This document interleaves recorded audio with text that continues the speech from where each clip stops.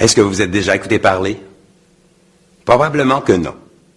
La loi suivante est particulière et aussi en harmonie avec toute la conception de l'univers. La conjugaison de vos affirmations doit être toujours au présent. Il est impératif lors de vos affirmations de conjuguer les verbes au présent. Le subjonctif est fréquemment employé, et comme la différence entre le présent et le subjonctif est sournoise, il faut être très attentif à la préparation de ces affirmations. La conjugaison au présent est en harmonie avec l'ordonnance que nous avons vue. Vous vous souvenez qu'il n'y a pas de temps. Le temps n'existe pas en énergie. Comme le temps n'existe pas en énergie, seule la conjugaison au présent est prise en considération dans l'univers. Et si je me trompe de conjugaison affaisant la formulation, l'univers ignorera ta demande. Je ne l'aurais pas fait d'une manière intentionnée. Je te comprends. Si tu me faisais une formulation, bien qu'elle soit mal conjuguée, je le saurais avec discernement comprendre ton intention et j'acquiescerais à ton désir.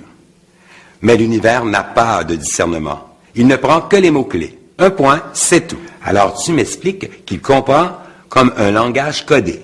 Pas tout à fait. Je dirais plutôt qu'il est comme un enfant qui ne prend que les mots-clés dans son apprentissage de la parole. Donc, je ne suis pas obligé de faire des phrases. Il te sera donc difficile de commencer à te faire une forme de communication spéciale avec cette énergie. En plus, il y a de fortes chances que tu fasses encore plus d'erreurs. Exemple, je trouve travail. Selon toi, je dirais que je ne suis pas obligé de faire des phrases. Tu as oublié la première loi, la précision. Tu viens de dire que l'univers ne prend que les mots-clés. En effet, mais l'univers donnera n'importe quoi comme emploi. Ou pire, ce sera ta conjointe qui te demandera de repeindre la maison. Ce sera du travail. Et la catastrophe, c'est que tu auras obtenu ce que tu auras demandé. Mais tu ne le verras pas parce qu'au fond de toi, tu voulais un emploi. C'est si compliqué que ça? Ce n'est pas compliqué. Il faut simplement respecter toute la réglementation de l'univers. Écoute ma réponse et tu vas comprendre.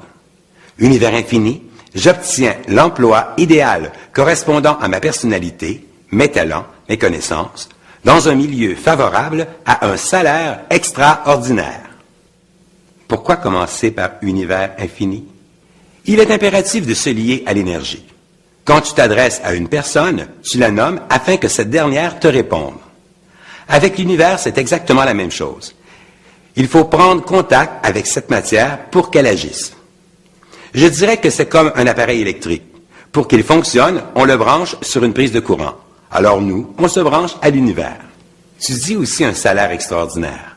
Quelqu'un qui a très peu d'instruction, pourra-t-il avoir un salaire extraordinaire aussi? Attention, tu ne peux pas avoir un salaire de ministre si tes connaissances ou tes compétences sont limitées.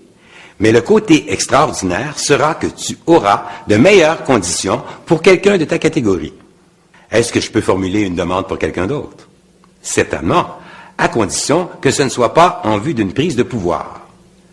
Supposons que ton fils soit plutôt du genre fainéant et qu'il ne manifeste aucun désir de se chercher du travail. Tu ne peux pas.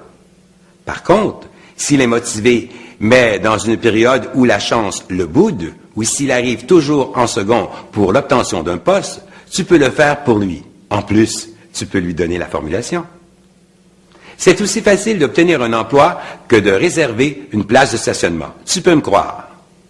En résumé, il faut toujours faire ces formulations au présent. Comme travail aujourd'hui, je vous propose de mémoriser les 7 premières lois. Copiez-les 3 fois sur 3 feuilles différentes. Répétez-les 3 fois pour chaque feuille. Il est impératif que les feuilles soient unies, sans aucune identification ou logo, et surtout très propres. Gardez le sourire. Ciao!